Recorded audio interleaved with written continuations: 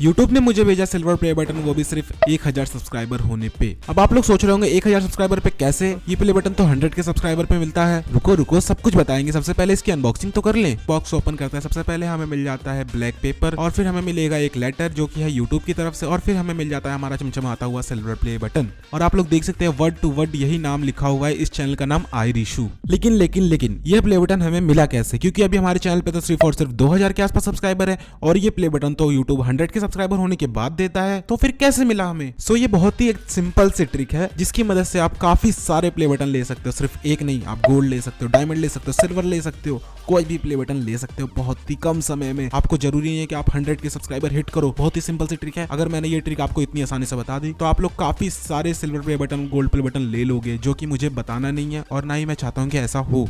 इस वीडियो पे 1 million like करा दीजिए तो मैं आपको बता दूंगा, अदरवाइज मुझे बताना ही नहीं है। Bye bye, good night.